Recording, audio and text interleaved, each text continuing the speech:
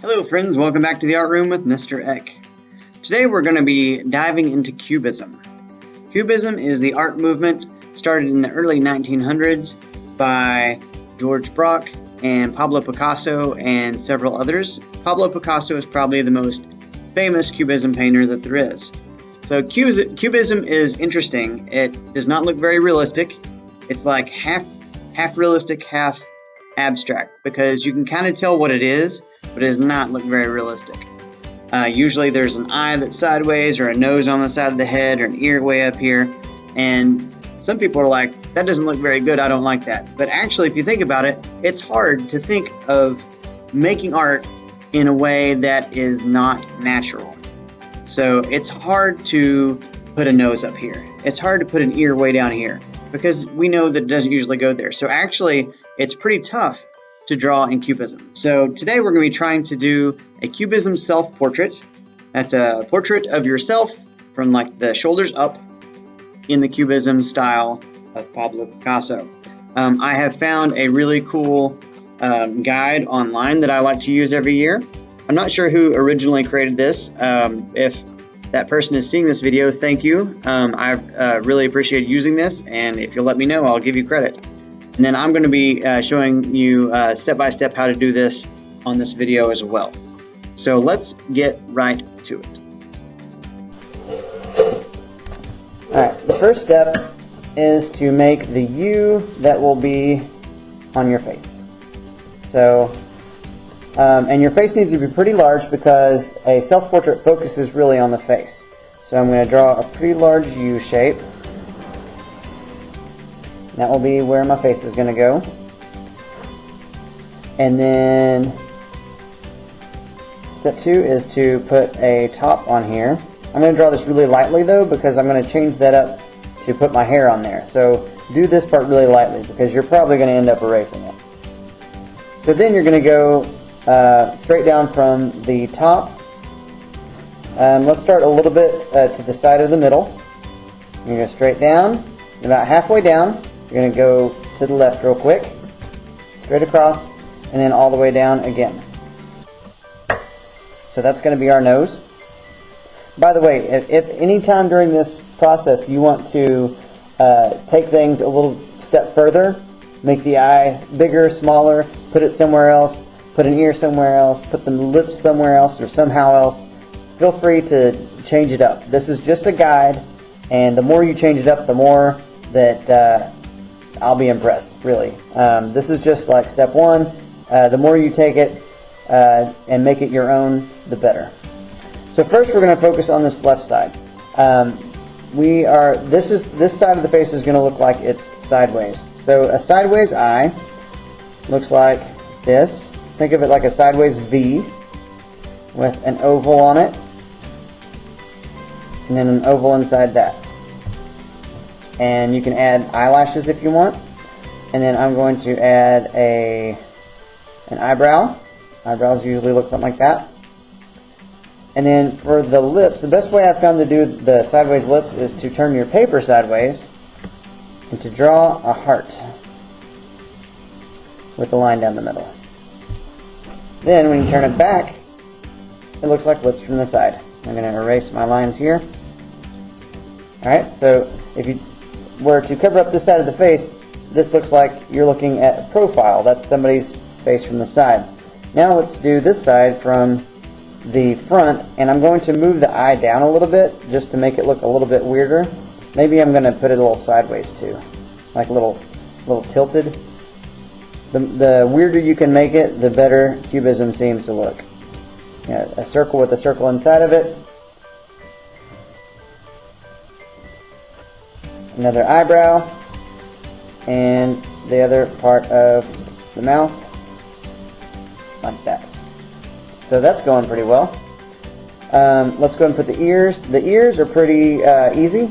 It's just like a C shape, but I want you to put the C shape not even. Let's try to mix it up a little bit. Then for the neck, you just do 2 lines, and for the shoulders, you do a bump and a bump.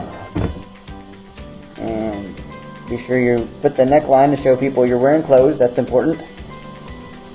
and then the line goes down here, and you can put whatever you want to on your shirt, any kind of shirt you want. And let's see, let's go back to the hair. So over the hair, I'm going to be making my hair because this is self-portrait. So my hair kind of goes up and to the side like this, and the side like that. And then I have a beard, which most of you watching this probably won't have a beard, so you don't have to worry about this, but I'm going to have a beard that goes down like this and up.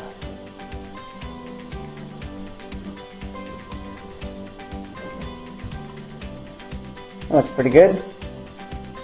And just to add some more detail, I'm going to make some lines in my hair. That way it'll give me some different areas like stripes that I can color.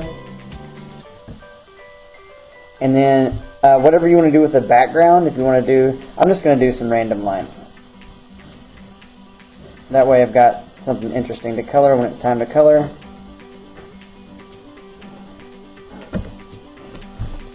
Notice how I'm not drawing shapes, I'm just drawing lines, and I'm letting the lines make shapes when they intersect with other lines. Alright, I think that's good.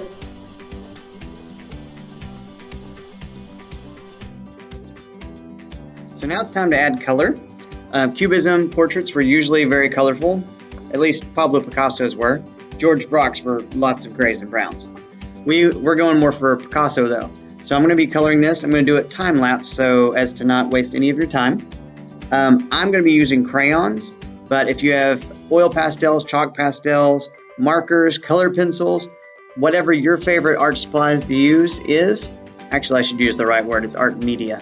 Whatever your favorite art media is, then you should use that. But I'm going to be using crayons because I like the chunky, thick quality of the crayon wax. So I'm going to get right to it. Let's see how this turns out.